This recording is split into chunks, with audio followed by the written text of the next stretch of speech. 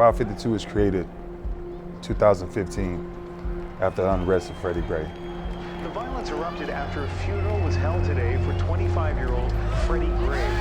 He died a week ago after being severely injured in police custody. Joining us now by phone from Baltimore is CBC's. To see our city burn is something nobody wanted. But somebody had to come up with some type of solutions. And when we started to hear enough in the streets, we realized that there were no quality jobs. There were no jobs for second and third chance offenders or people who may have went down the wrong path. Just sitting there looking at all the graphic images being shown on the news, I said, this is a city that's hurting, and we have something that we could bring to the city. So at the time, my family, they had a business doing solar development. Me and Ree got in touch with each other, and she knew my heart for the city. She knew the things that we wanted to change. Day after day, she would come to the house and we would just sit and talk. Like, how do we take solar and transition it to empower people? And so I think after a few weeks, we started brainstorming. She called me with this aha idea. It was like, I got it, it's Power 52. I'm like, okay, great, that's what we're rolling with. Had a conversation with Ray, and from that, pretty much it was the birth of Power 52. And so we were able to use his influence and my vision and pretty much build out what you see here today. A lot of people build businesses. We built the infrastructure to actually build people.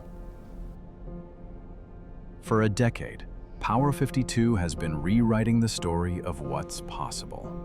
We've trained and empowered hundreds to rise above challenges, step into the clean energy workforce, and build lasting careers. We've brought light to neighborhoods through solar-powered resiliency hubs and opened new pathways to higher education and a brighter future. This is more than workforce training. It's a movement of hope, strength, and opportunity. Second chances are more than just valuable. When I think of a second chance, it's a do-over. It's an opportunity to get it right. Even Power 52 for me is a second chance. And I just felt like I needed to do something where I was serving. A personal standpoint for me, Power 52 Foundation has always been the way of life for me. I was given the opportunity. I remember it very well. It was March of 2019 when I got the call and was asked to come to train a bunch of kids to be able to go into a career that is going to help them to move forward. My greatest experience was when I first met Ms. Brooks. And Ms. Brooks came across very, very professional, very authoritative. But when she went into class, I looked at her and the way she interacted with the kids and the students, I said, she ain't that tough. I said, okay, I'm gonna follow her, So I did exactly what she did. The third class that I did with Power 52 Foundation, they responded to the way we treated them. And I got that from her. Because of the mission of helping people and, making that change, that's what drew me towards Power 52. It's not just talk with Power 52. They really, really, really, we're out, since I'm community outreach, I know firsthand, we are really out here meeting people and talking to people and from anywhere. It's not just a certain group. Prior to Power 52 and organizations like this, I don't think a lot of our high schoolers were getting a lot of education about what was out there, what opportunities were out there. So they provided more information that I think is necessary for kids to make a decision about their life. So I really appreciate Power 52 and other organizations that kind of provide that apprenticeship model or that pipeline model, right to work, like training and then workforce. Impact that Power 52 has had on the community is unbelievable. To see young men and women from the inner city and from just different locations, work to gain an understanding of how engineering, because it is engineering, and solar panels and math and all of that come and work together for them to learn that. for them to go through classes, for them to put in the hard work and then see the fruits of their hard work turn into building solar panels and resiliency hubs, it's a thrill. And I think that all communities should be thrilled to have organizations like Power 52. Well, being a volunteer for 10 years with Power 52, it has been awesome. I've met a lot of people. I make them feel welcome because I love them. They empower people. They help them. They bring them back into the community. They give them a skill, and then they have job placement. And I would recommend this for anybody who wants to come back into society and, and do something. I had an individual that graduated, and every one of my graduating students, even from my previous job, they all have my phone number because I want them to be able to call me if they need assistance out in the field, rather than just blindly jump in, right? So I've had it on 24/7. It's been the same phone number ever since cell phones came out. I've never changed it. He called me up on a Saturday morning, 6 a.m., and I recognized the name. And I'm like, oh, okay, Mr. Rosendale from Cohort 14. I'm like, Mr. Rosendale, how can I help you, sir? Mr. Johnson, I'm sorry if I woke you. No, sir, you didn't wake me up. How can I help you? What challenge are you having? He says, Mr. Johnson, you don't have to help me with anything. I called to thank you. I'm on top of a rooftop, downtown Baltimore City, watching the sunrise past the Key Bridge. If it wasn't for you, I wouldn't be here.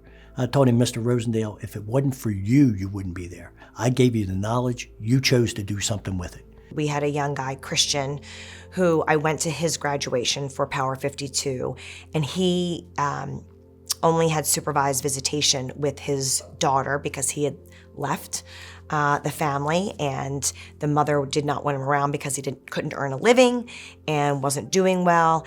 And he would take 2 buses from Harford County to get to the city location of Power 52, graduated, started working on projects, and then was able to get partial custody back of his daughter. And now this young girl, I think she was 8 at the time, has her dad back in her life because of what Power 52 was able to offer her.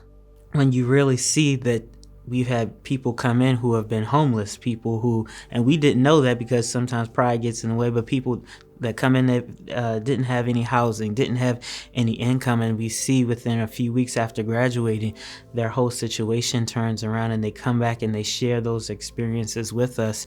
I think that's the major impact with people's stories and people's lives have been changed and impact. Graduations are when you see it all come together, right? You see the trust the process that we tell them come to life, that they trusted us with their lives over the couple of months that we had them to place them in new careers. They've overcome barriers. You see the smiles on their face when they're graduating and their family is there to support them. So I would say overall, that's probably the favorite moment that we see all the time throughout the cohorts. But behind every piece of data, there's a destiny. And when you begin to recognize that the numbers are people, you look at it from a different lens and perspective. If someone didn't create the space for me to do what I did, I wouldn't be able to do it. So I feel like, why should I be selfish? And I think that's what Power 52 does. They create the space for people to be more than they are. Really took that knowledge they taught me. I went home, I studied, I took really care of my knowledge and everything they taught me. And when I got my first solar job coming out, they hired me as a troubleshoot person, and I was nervous, naturally, but I was confident, and when I got in there, I was knocking things out, faster than what they assumed I would, they estimated I would, and it allowed me to be moved to another department that they needed help in.